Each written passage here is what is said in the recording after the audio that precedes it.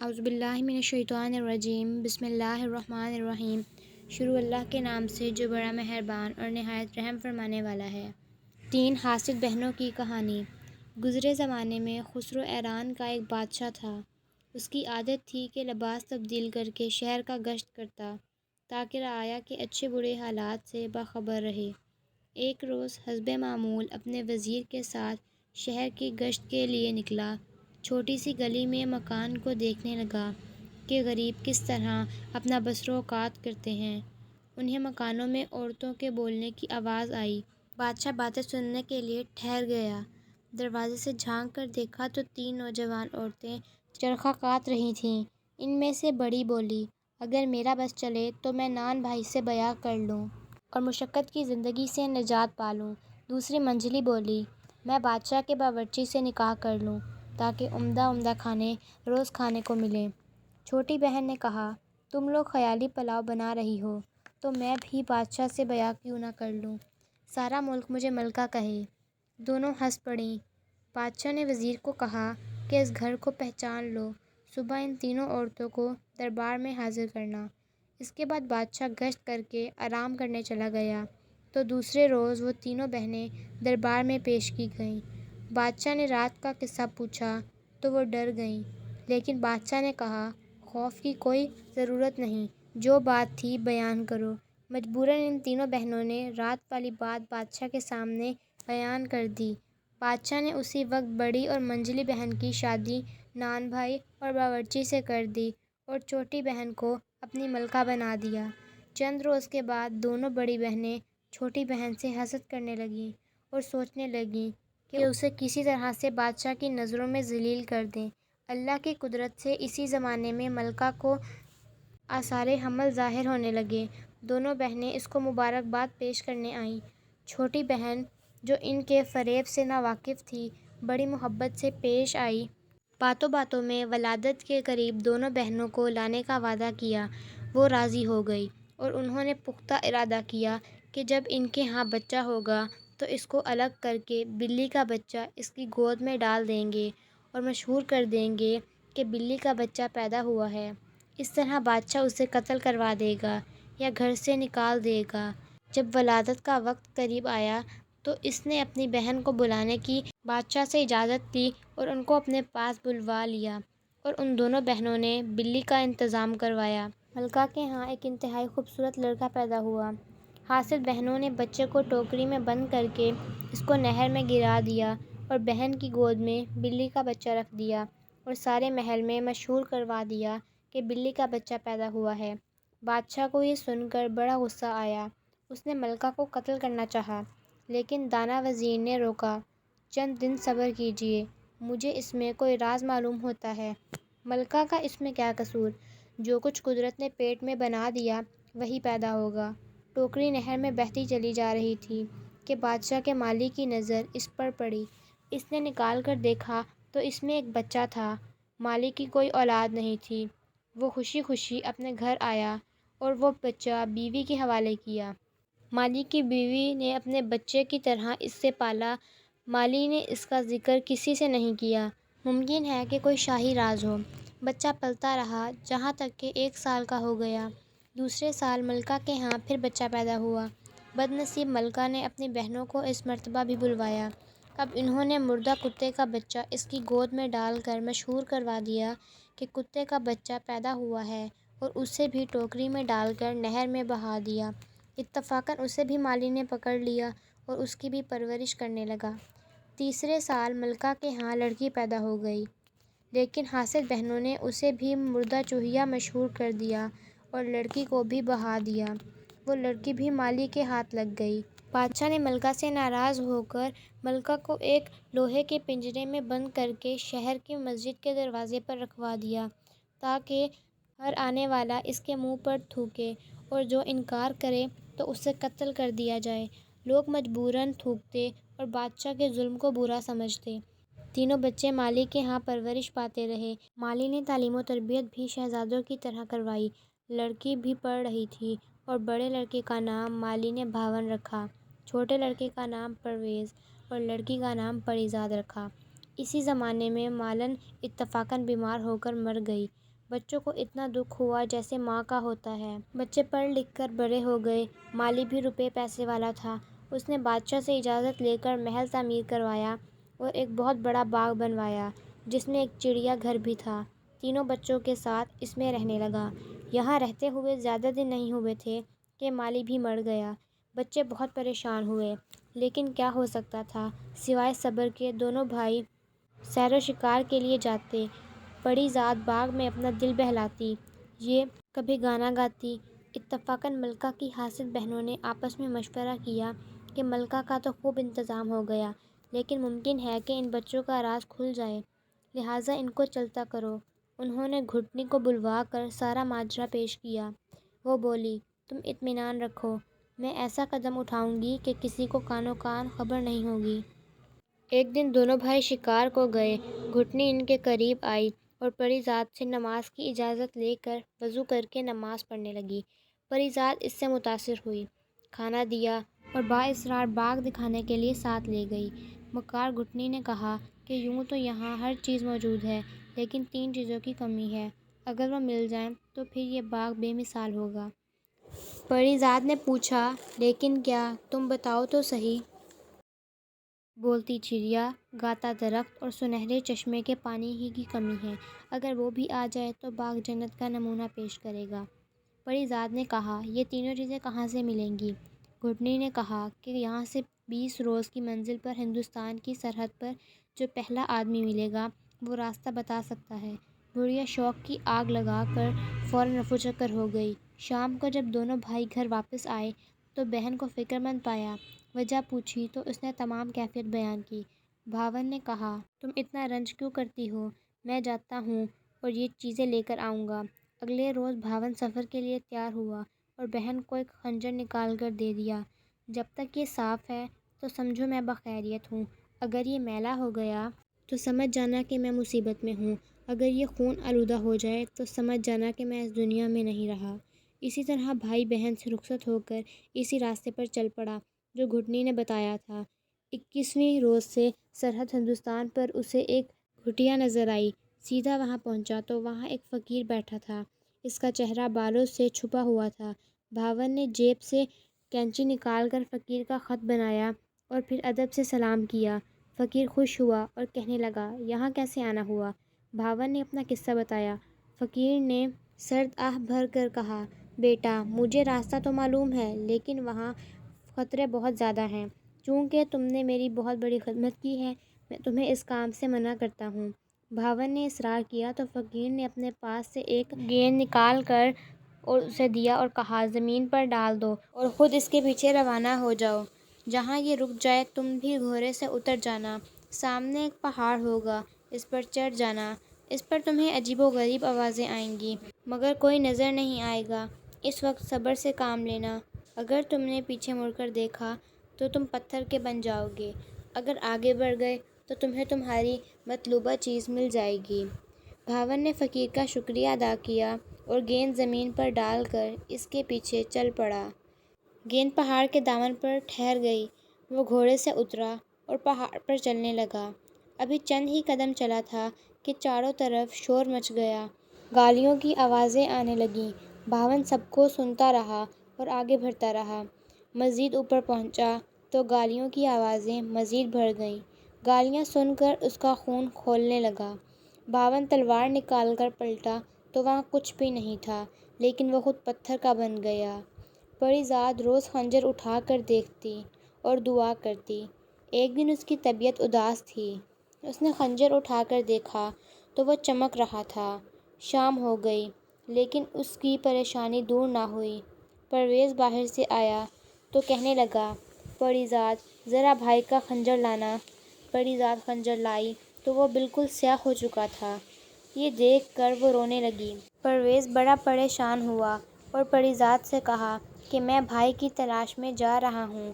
پری ذات بولی، میں اکیلی کیسے رہوں گی؟ وہ بولا، میں تمہیں خدا کے سپرد کر کے جا رہا ہوں، لیکن اگر بھاون کو اس حال میں چھوڑ دیا تو سوچو اس کا کیا حال ہوگا۔ اس کے بعد وہ دونوں گلے لگ کر رونے لگے۔ پرویز نے اپنے گلے سے اسے موتیوں کی مالا نکال کر دی اور کہا کہ جب تک یہ ٹھیک رہے سمجھ جانا کہ میں ٹھیک ہوں، اور جب موتیاں آپس میں جڑ جائیں تو سمجھ جانا کہ میری موت کا دن ہو گیا۔ پری زاد نے ہار گلے میں پہن لیا اور کہا کہ جاؤ، میں تمہیں خدا کے سپرد کرتی ہوں۔ پرویز بھی اس روز سفر کرنے کے بعد 21ویں دن اسی فقیر کی گھٹیا میں پہنچا اور وہی باتیں دہرائیں۔ فقیر نے سمجھایا کہ بیٹا، کیوں اپنی جان خطرے میں ڈالنا چاہتے ہو؟ چند روز پہلے تیری ہی شکل کا نوجوان گیا تھا مگر واپس نہیں آیا، شاید پتھر کا ہو گیا۔ پرویز نے کہا کہ وہ میرا بھائی ہے، میں اپنی جان دے دوں گا یا انتقام لوں گا۔ فقیر نے جب دیکھا کہ یہ بات نہیں جانتا تو گیند نکال کر دے دی، کہا کہ اسے زمین پہ ڈال دو اور اس کے پیچھے چل پڑو۔ پرویز نے گیند زمین میں ڈال دیا اور اس کے پیچھے چل پڑا، اور اس کے ساتھ بھی وہی کچھ ہوا اور وہ بھی پتھر کا بن گیا۔ جس وقت وہ پتھر کا ہوا، پری زاد کے گلے میں موجود مالا کی موتیاں آپس میں جڑ گئیں۔ پری زاد سمجھ گئی کہ میرے بھائی پرویز پر بھی کوئی مصیبت آن پڑی ہے۔ پری زاد تمام دن بھائیوں کو یاد کر کے روتی رہی۔ دوسرے روز مردانہ لباس پہن کر گھوڑے پر سوار ہوئی اور اللہ کا نام لے کر چل پڑی۔ 20ویں روز کی مسافت کے بعد 21ویں دن وہ اسی فقیر کی جھونپڑی پر پہنچ گئی۔ وہی سوال کیا۔ فقیر نے کہا بیٹی، مجھے معلوم ہے کہ تم لڑکا نہیں ہو، پھر اتنا بڑا ارادہ کیوں؟ اس نے کہا ابھی میرے دونوں بھائی یہاں آ کر واپس نہیں لوٹے، میں یا تو ان کا بدلہ لوں گی یا یہیں ختم ہو جاؤں گی۔ اس سے بھی فقیر نے سمجھایا اور ایک گیند دے دی۔ پری زاد نے فقیر سے گیند لے کر سلام پیش کیا اور اپنے کان میں روئی اس طرح ڈال دی کہ کان بالکل بند ہو گئے۔ یہ دیکھ کر فقیر مسکرایا اور کہنے لگا کہ لگتا ہے تم ضرور کامیاب ہو جاؤ گی، یہ ترکیب آج تک کسی کے دماغ میں نہیں آئی، جاؤ خدا تمہاری مدد کرے۔ پری زاد گیند کے ساتھ روانہ ہوئی، پہاڑی کے دامن میں پہنچ کر گھوڑے سے اتری، پہاڑ پر چڑھنے لگی۔ ہر طرف آوازیں بلند ہو گئیں مگر پری زاد کے کان بند تھے، کچھ بھی سنائی نہ دیا۔ وہ بے خطر پہاڑ کی چوٹی پر پہنچ گئی اور وہاں ایک چڑیا کا پنجرہ لٹک رہا تھا۔ پری زاد نے اپنے کانوں سے روئی نکال کر سنا، چڑیاں شور مچا رہی ہیں کہ اسے پکڑ لو، یہ چور ہے۔ پری زاد نے اس کا پنجرہ اتار لیا۔ چڑیا خاموش ہو گئی، کچھ دیر کے بعد بولی، اب میں آپ کی غلام ہوں۔ پری زاد نے کہا گانے والا درخت کہاں ہے؟ چڑیا نے اسے اس کا پتہ بتا دیا اور بولی کہ اس کی شاخ توڑ لو، وہی کافی ہے۔ پری زاد نے شاخ توڑ دی اور پھر سامنے کے چشمے سے وہیں رکھے گھڑے کو چاندنی کے پانی سے بھر لیا۔ پھر پری زاد نے چڑیا سے پوچھا کہ میرے بھائی جو پتھر کے ہو گئے ہیں کس طرف رکھے ہوں گے؟ چڑیا بولی فلاں طرف موجود ہوں گے، انہیں ادھر تلاش کرو اور اسی چشمے کا پانی ان پر ڈال دینا اور پھر خدا کی قدرت دیکھو۔ پری زاد نے بھائیوں کو ڈھونڈا اور ان پر چشمے کا پانی چھڑکا، وہ اسی وقت اصلی حالت میں آ گئے اور بہن سے مل کر بہت خوش ہوئے۔ اس کے بعد انہوں نے مل کر ان تمام آدمیوں پر بھی چشمے کا پانی چھڑکا جو پتھر کے ہو چکے تھے۔ پانی پڑتے ہی سب اللہ کے حکم سے اصلی حالت میں آ گئے اور پری زاد کا بے حد شکر ادا کیا۔ اس کے بعد سب پہاڑ سے نیچے اترے تو دیکھا کہ گھوڑے کھڑے ہیں، سب نے اپنے اپنے گھوڑے پہچان لیے اور ان پر سوار ہو کر اپنے اپنے راستے پر چل پڑے۔ وہاں آ کر دیکھا کہ نہ تو کوئی فقیر تھا اور نہ ہی کوئی گھٹیا۔ پری زاد نے کہا کہ فقیر اسی جادو سے منسلک تھا۔ جادو کے ختم ہونے کے بعد وہ فقیر بھی غائب ہو گیا۔ گھر آ کر اس نے شاخ ایک موزوں جگہ پر لگائی اور ایک عمدہ حوض میں ایک فوارہ تیار کر کے اس میں چشمے کا پانی ڈال دیا، اور جب اگلے دن دیکھا تو شاخ کی جگہ ایک درخت کھڑا ہوا تھا، فوارہ زور سے چل رہا تھا، چڑیا کا پنجرہ لٹک رہا تھا۔ سارے شہر میں ان چڑیوں کی شہرت ہو گئی۔ ایک روز بھاون اور پرویز شکار سے واپس آ رہے تھے تو راستے میں بادشاہ کی سواری ملی۔ انہوں نے کوشش کی کہ بچ کر نکل جائیں مگر جب سامنا ہو گیا تو مجبوراً کھڑے ہو گئے، اور جب بادشاہ قریب سے گزرا تو جھک کر سلام کیا۔ بادشاہ نے دریافت کیا کہ تم کس کے لڑکے ہو؟ انہوں نے عرض کیا کہ مالک کے لڑکے ہیں اور فلاں جگہ حضور کی اجازت سے محل تعمیر کروایا تھا، اسی میں رہتے ہیں۔ بادشاہ کے دل میں ان کے لیے محبت بڑھ گئی۔ بات کو بڑھانے کے لیے پوچھا، کہاں سے آ رہے ہو؟ جواب ملا کہ شکار کرنے گئے تھے۔ بادشاہ نے پوچھا کہ بغیر اجازت کیوں شکار کے لیے گئے؟ کہا کہ اب ایسا نہیں کریں گے۔ بادشاہ مسکرا کر کہنے لگا، میرے ساتھ آؤ، میں بھی تو دیکھوں کہ تم کیسا شکار کھیلتے ہو۔ دونوں بھائی ساتھ ہو گئے اور جنگل میں جا کر کہیں سے شیر مار کر لائے اور بادشاہ کے سامنے پیش کر دیا۔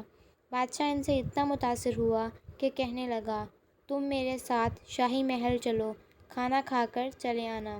دونوں بھائیوں نے عرض کیا کہ کھانا کھانے میں ہمیں کوئی مسئلہ نہیں، مگر ہماری ایک چھوٹی بہن ہے۔ ہم نے آپس میں قسم کھائی ہے کہ آپس کے مشورے کے بغیر کچھ نہیں کریں گے۔ آج ہم اس سے پوچھیں گے، کل آپ کی خدمت میں حاضر ہوں گے۔ بادشاہ نے اجازت دے دی۔ دونوں بھائی گھر آئے، لیکن دعوت کا ذکر پری ذات سے کرنا بھول گئے۔ صبح بادشاہ سے شکارگاہ میں ملے۔ دونوں نے معذرت کی۔ اسی طرح 3 دن برابر بھولتے رہے۔ چوتھے دن بادشاہ نے دونوں کو کہا کہ ایک ایک گیند لے لو اور اسے کمر پر باندھ لو، اور جب کپڑے بدلنے لگو تو تمہیں یاد آ جائے گا۔ رات کو جب وہ لیٹنے لگے تو وہ گیند کپڑوں سے گر پڑی۔ انہیں بادشاہ سے کیا ہوا وعدہ یاد آ گیا۔